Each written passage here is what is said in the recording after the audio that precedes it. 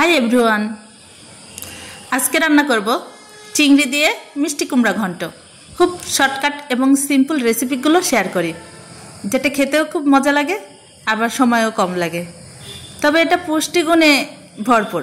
চিংড়িতে আছে protein, fat এবং minerals, একটি সুষম অনুপাত, আমাদের শরীরের পক্ষে অত্যন্ত ভালো। প্রোটিন, ফ্যাট এবং মিনারেলস আমাদের সুস্থ রাখতে সাহায্য করে।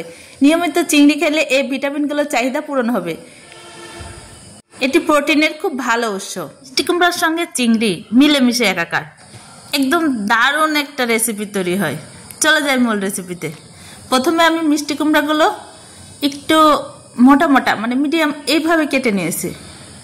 তারপরে ভালো করে ওয়াশ করে রেখে দিয়েছিলাম। এখন বড় একটা পাতিলে করে আমি মিষ্টি কুমড়াগুলো দিয়ে দিয়েছি। এখানে লবণ, হলুদ, মরিচের গুঁড়োর পরিমাণ কিন্তু কম। হলুদের গুঁড়ো, ধনিয়ার গুঁড়ো, জিরার গুঁড়ো, সব রকম গুঁড়া মশলা অ্যাড করে কিছুক্ষণ কষিয়ে নিচ্ছি। আমি ঢাকনা দিয়ে দিলাম 5 মিনিটের জন্য। 5 মিনিট পরে ফিরে আসলাম। এখন আমি পেঁয়াজ কুচি, রসুন আর কাঁচামরিচ, মিষ্টি কুমড়া ঘন্টতে কাঁচামরিচের পরিমাণটা একটু বেশি দিতে হয়, দিয়ে ভালো করে কষিয়ে নিচ্ছি। কিছুটা নর্মাল ওয়াটার অ্যাড করে দিলাম, আবারও কষিয়ে নিচ্ছি। পানির পরিমাণ কিন্তু দিতে হবে খুব কম। এখন আমি আরেক পাশে চিংড়িগুলো দিয়ে দিচ্ছি। চিংড়িগুলো খুব ভালো করে বেছে নিয়ে ওয়াশ করে রেখে দিয়েছিলাম এবং এর সঙ্গে লবণ, হলুদ, মরিচের গুঁড়ো সবগুলো দিয়ে মেখে 15 মিনিটের মতো রেখে দিয়েছিলাম। এখানে আমি সরিষার তেল ইউজ করেছি, ঘন্টতে ভালো একটা স্মেল এবং টেস্ট হবে। চিংড়িগুলো ভেজে নিতে হবে। চিংড়িগুলো ভালো করে ছড়িয়ে দিয়ে নাড়াচাড়া করে লাল লাল করে ভেজে নিতে হবে। চিংড়ি ভাজার সময় কিন্তু দারুণ একটা স্মেল বের হয়। ভাজা কমপ্লিট। এখন আমি মিষ্টি কুমড়ার মধ্যে দিয়ে দিলাম।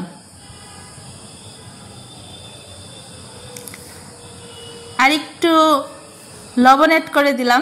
টেস্ট করে দেখলাম কিছুটা লবণ কম হয়েছে, আপনারাও দেখে অ্যাডজাস্ট করে দিবেন। মিষ্টি কুমড়াগুলো ভালো করে ভেঙে মাখা মাখা করে মিশিয়ে নিতে হবে। আমি আবারও কাজ শুরু করে দিয়েছি অন্য পাশে। সেটা হলো পেঁয়াজ কুচি, রসুন কুচি আর শুকনো মরিচ ভালো করে ভেজে নিয়ে হালকা জিরা দিয়ে ভেজে এখন আমি মিষ্টি কুমড়াগুলো দিয়ে দিচ্ছি।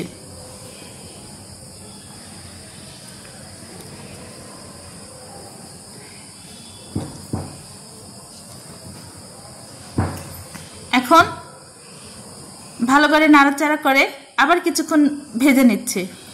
আমার রান্না প্রায় কমপ্লিট। এখন আমি এটা উঠিয়ে নিব। এটা যেরকম ভাতের সঙ্গে খেতে ভালো লাগে, এটা কিন্তু রুটির সঙ্গে খেতেও ভীষণ ভালো লাগে। সকালের নাস্তার সঙ্গে অবশ্যই টেবিলে রাখবেন, সেদিনের নাস্তাটা একটু অন্যরকম হবে।